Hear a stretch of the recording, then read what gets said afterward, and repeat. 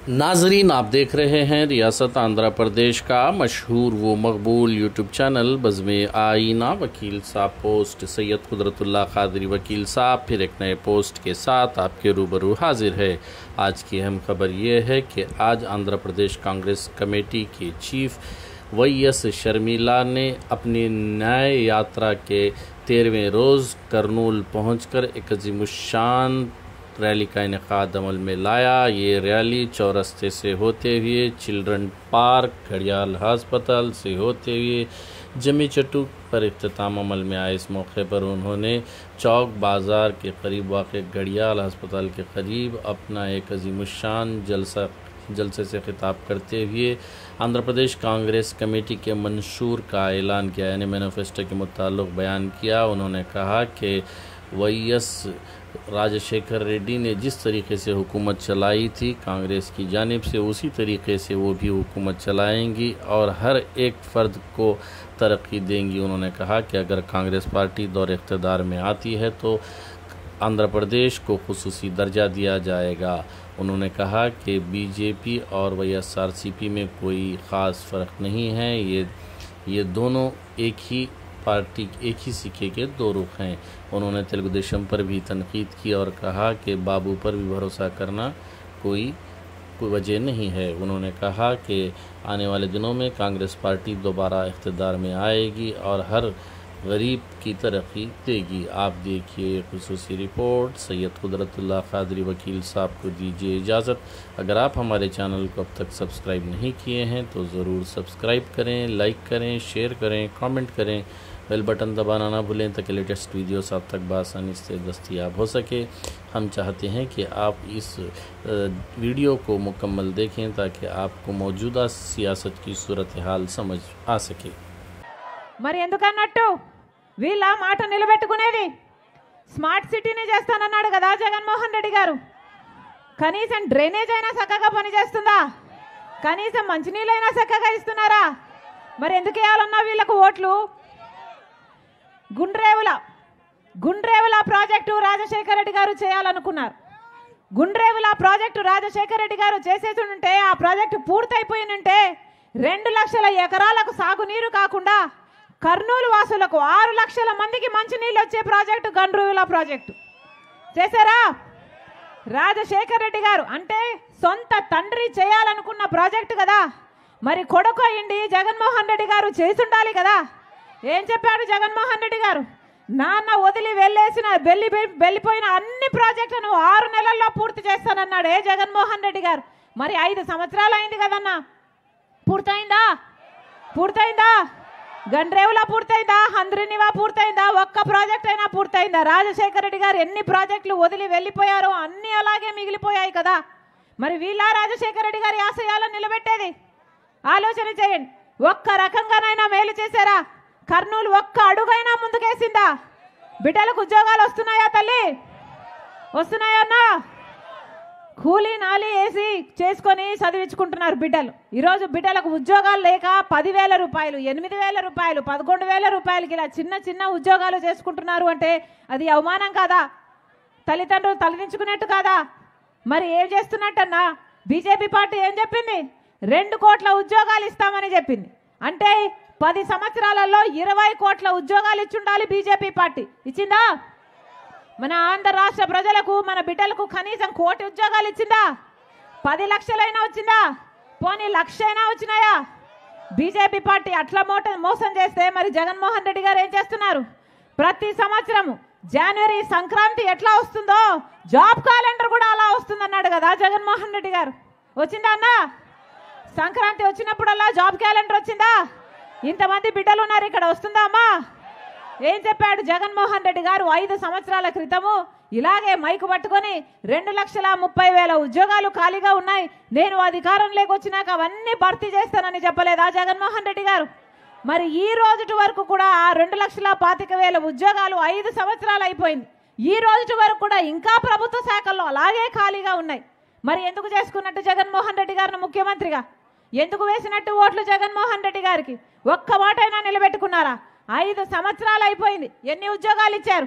Teacher ఉద్యోగాలు, DSC ఉద్యోగాలు 23,000 ఉద్యోగాలు ఖాళీగా ఉన్నాయి.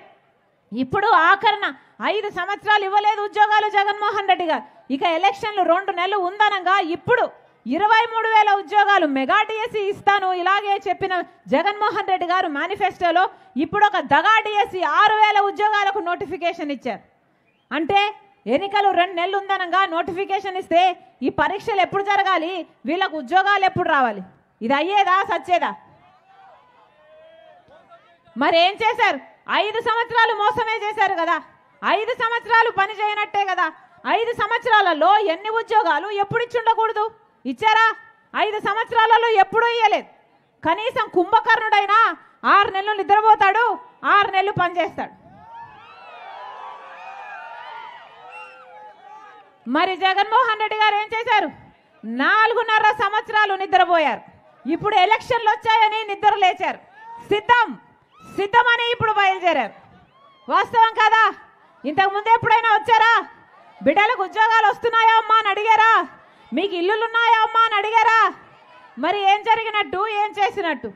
అమ్మా ఇంతమంది ఉన్నారే, ఇల్లు ఎలా గడుస్తుంది తల్లి? నూనె, చక్కెర, గ్యాసు, పెట్రోల్, డీజిల్ అన్నీ పెరిగిపోయాయి. కరెంటు ఛార్జీలేమో 7 సార్లు పెంచారు. ఆర్టీసీ ఛార్జీలేమో 5 సార్లు పెంచారు. ఎలా గడుస్తుంది తల్లి ఇల్లు? జగన్మోహన్ రెడ్డి గారు చెప్తున్న మాట బటన్ నొక్కుతున్నాను అంటున్నాడే. బటన్ నొక్కి ఇచ్చేంత డబ్బు మీకు సరిపోతుందా? ఇచ్చేదేమో 100 రూపాయలు అయితే ఖర్చులన్నీ పెరిగిపోయి తీసుకుంటున్నది ఎంత? 1000 రూపాయలు. 1000 రూపాయలు అంటే ఒక చేత్తో మట్టి చంపిస్తున్నారు, ఇంకో చేత్తో వెండి చంపు తీసుకుంటున్నారు. అవునా? అన్ని ఖర్చులు పెరిగిపోయాయి. ఆఖరికి క్వార్టర్ బాటిల్ 60 రూపాయలు పక్కనైతే పక్క రాష్ట్రాలలో క్వార్టర్ బాటిల్ 60 రూపాయలు అయితే ఇక్కడ 250 రూపాయలు ఉందమ్మా అంటున్నారే. అన్ని రకాలుగా దోచుకుంటున్నారు. మరి జోబిలో మిగిలేదేమిటి? చేతిలో మిగిలేదేమిటి? చిప్ప, గుండు సున్నా. ఇదే కదా జరుగుతుంది. బటన్ నొక్కుతున్నానంటే ఎవరికి నొక్కుతున్నారు? ఎక్కడ పోతున్నాయి డబ్బులన్నీ? మీకైతే వస్తున్నాయా? మీకు వస్తున్నాయా తల్లి? మొత్తం అంతా నీళ్ళల్లో పోసిన పన్నీరే, బూడిదలో పోసిన పన్నీరే. వాస్తవం కదా? అందుకే చెప్తున్నాం, ఈరోజు ఆలోచన చేసి ఓటు వేయండి. ఇదే ప్రభుత్వం, ఇదే వైసీపీ ప్రభుత్వం అధికారంలోకి వచ్చినా, తెలుగుదేశం పార్టీ అధికారంలోకి వచ్చినా మళ్ళీ బీజేపీ పార్టీతో కుమ్మక్కైతారు. పోనీ బీజేపీ పార్టీ మనకు ఏమైనా చేసిందా? ప్రత్యేక హోదా ఇచ్చిందా? పోలవరం ప్రాజెక్ట్ ఇచ్చిందా? రాజధాని కట్టిందా? 10 సంవత్సరాలుగా బీజేపీ పార్టీ మనకు వెన్నుపోటు పొడుస్తూనే ఉంది. అయినా కూడా అదే బీజేపీ పార్టీకి ఒక పక్క చంద్రబాబు గారు, ఒక పక్క వైసీపీ గులాంగిరి చేస్తున్నారు. రాజశేఖర రెడ్డి గారు ఎప్పుడైనా బీజేపీని ప్రోత్సహించారా? బీజేపీ వైపు నిలబడ్డారా? ప్రతి విషయంలో ఖండించారు బీజేపీని. ఎందుకంటే బీజేపీ ఒక మతతత్వ పార్టీ కాబట్టి మతం పేరుతో చిచ్చు పెట్టాలి, ఆ మంటలో చలిగాచుకోవాలి. ఇదే బీజేపీకి తెలిసిన రాజకీయం. ఇదే జరిగింది. గోత్రాలో అయినా, మణిపూర్లో అయినా మతం పేరుతో చిచ్చు పెట్టారు. ఒక మతాన్ని అవమానించారు, ఇంకో మతాన్ని రెచ్చగొట్టారు. దాంతో వాళ్ళు లబ్ధి పొందారు. బీజేపీ అధికారంలోకి వస్తే ఏదో ఒక రోజు ఇదే జరగబోతుంది. అదే బీజేపీ పార్టీకి చంద్రబాబు గారు, జగన్మోహన్ రెడ్డి గారు మద్దతు ఇస్తున్నారు. ఎందుకు అని అడుగుతున్నాం. ఇద్దరికి బీజేపీ పార్టీ కావాలట. మన రాష్ట్రంలో ఇది ఒక ట్రయాంగిల్ లవ్ స్టోరీగా తయారైపోయింది. చంద్రబాబు గారికి మోడీతో పొత్తు, జగన్మోహన్ రెడ్డి గారు మోడీకి తొత్తు.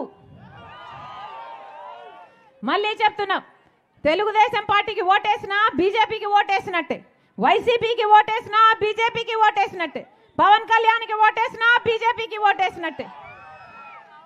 వద్దు, బీజేపీకి ఓటేస్తే మనకు ప్రత్యేక హోదా రాదు, పోలవరం రాజు, రాజధాని రావు, మన బిడ్డలకు ఉద్యోగాలు రావు, ఇలాగే ఖర్చులన్నీ పెరుక్కుంటూ పోతాయి, పేదవాళ్ళకి ఇల్లులు రావు, వ్యవసాయం బాగుపడదు, కనీసం తాగడానికి కూడా మంచినీళ్ళు ఉండవు. అందుకే చెప్తున్నాం, కాంగ్రెస్ పార్టీ ప్రజల పార్టీ, కాంగ్రెస్ పార్టీ రాజశేఖర రెడ్డి గారి పార్టీ. కాంగ్రెస్ పార్టీ రాజశేఖర రెడ్డి గారు ముఖ్యమంత్రిగా ఉన్నప్పుడు ఎన్ని చేశాడు రాజశేఖర రెడ్డి గారు? మళ్ళీ అలాంటి సంక్షేమ పాలన కావాలి అంటే కాంగ్రెస్ పార్టీ అధికారంలోకి రావాలి. కాంగ్రెస్ పార్టీలో చేరింది రాజశేఖర రెడ్డి బిడ్డ. ఎందుకంటే ఒక్క కాంగ్రెస్ పార్టీ మాత్రమే అధికారంలోకి వచ్చిన వెంటనే 10 సంవత్సరాల ప్రత్యేక హోదా ఇస్తాము అని ప్రకటించాడు రాహుల్ గాంధీ గారు. ఆ మాటను పట్టుకొని వచ్చింది రాజశేఖర రెడ్డి బిడ్డ. మీరు ఆశీర్వదించండి, మీరు ఆశీర్వదించండి. కాంగ్రెస్ పార్టీ అధికారంలోకి వచ్చిన వెంటనే మనకు ప్రత్యేక హోదా వస్తుంది. ఒక్కొక్క నియోజకవర్గానికి 100 కొత్త పరిశ్రమలు వస్తాయి, మన బిడ్డలకు ఉద్యోగాలు వస్తాయి. రాజశేఖర రెడ్డి గారి సంక్షేమ పాలన మళ్ళీ వస్తుంది. మళ్ళీ చెప్తున్నాం, రాజశేఖర రెడ్డి గారి సంక్షేమ పాలన రాజశేఖర రెడ్డి బిడ్డ ప్రతి గడపకు అందిస్తుంది, మీ ఇంటి వరకు తెస్తుంది. మీరు ఆశీర్వదించండి. కాంగ్రెస్ పార్టీ ఎమ్మెల్యే అభ్యర్థిగా ఎవరిని నిలబెట్టినా హస్తం గుర్తు మీద ఓటేసి గొప్ప మెజారిటీతో గెలిపించాలని మనస్ఫూర్తిగా ప్రార్థిస్తున్నాం. అలాగే ఎంపీ అభ్యర్థి రాంపుల్లయ్య యాదవ్ గారు మనస్ఫూర్తిగా ఆశీర్వదించండి. హస్తం గుర్తు మీద ఓటేయండి, మనస్ఫూర్తిగా ఆశీర్వదించండి. కాంగ్రెస్ పార్టీ మీ పార్టీ, కాంగ్రెస్ పార్టీ ప్రజల పార్టీ, కాంగ్రెస్ పార్టీ అందరి పార్టీ. మనస్ఫూర్తిగా ఆశీర్వదించాలని మీ రాజశేఖర రెడ్డి బిడ్డ శిరస్సు వంచి చేతులు జోడించి ప్రతి అన్నను, ప్రతి తమ్ముని, ప్రతి అక్కను, ప్రతి చెల్లిని మనస్ఫూర్తిగా ప్రార్థిస్తుంది. జోహార్ వైఎస్ఆర్, జోహార్ వైఎస్ఆర్, జోహార్ వైఎస్ఆర్. హస్తం గుర్తుకే, హస్తం గుర్తుకే, హస్తం గుర్తుకే. అన్న గుర్తు చాలా ముఖ్యం, అమ్మ గుర్తు చాలా ముఖ్యం. చేయి గుర్తు, చేయి లేకపోతే ఏమీ లేదు. చేయి గుర్తమ్మా, గుర్తు మర్చిపోకండి అమ్మా, గుర్తు మర్చిపోకండి. చేయి గుర్తు, హస్తం గుర్తు, ఓటేయండి, ఆశీర్వదించండి. అన్న ఆశీర్వదించండి, అమ్మ ఆశీర్వదించండి, అమ్మ ఆశీర్వదించండి.